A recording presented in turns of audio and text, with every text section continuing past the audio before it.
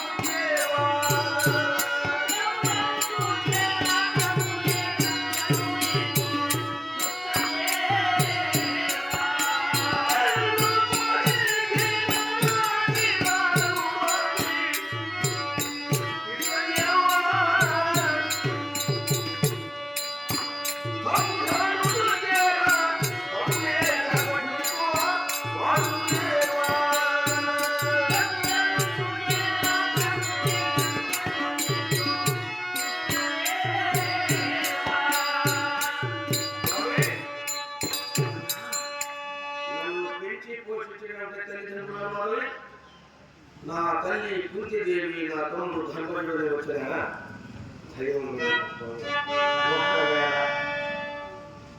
ఈ యొక్క సామ్రాజ్యం అధిపతి అంటే పరప్రదమైన దేశం ఉంది. ఎవరు నాది ఈ దీనికి అధిపతి చేసేది ఎవరు? స్వామి ఒకనాటి జన్మ కురుపాండవులు విద్యాభ్యాసమును ప్రదర్శిస్తూ ఉన్నారన్నమాట. మరికైన కాలంలో అర్జునుడు చాలా గొప్ప ప్రవీణుడు విలుకాడు.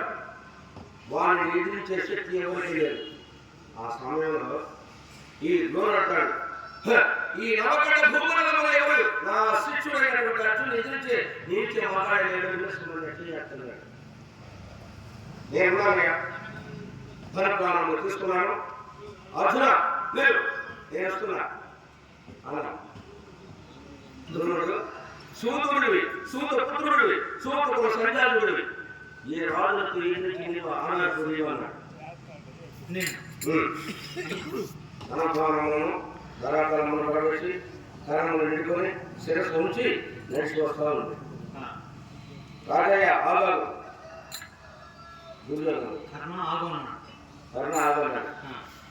ఏం రాణాచార్యులు గురువయ్య నువ్వు మట్టిపడలు కూర్చోగలిగే మంత్ర కాంగ్రం వచ్చాక మా వంశకుడు విజయమైపోయింది. ఇప్పుడు అతని సూతుడు సూతుపుత్రుడు అంటున్నాడు అని చెప్పని అన్నాడు. ద్రోణుడు నాయన క్షాత్రం ఉన్నవాడే క్షత్రియుడు, రాజ్యం ఉన్నవాడే వాళ్ళు. ఓహో ఈ రాచరికం రాజ్యం నిర్ణయించున్నదన్నాడు. ఆంధ్రదేశాన్ని పటాక్షిత్తులు చేశాడు. ఆ రోజే స్వామి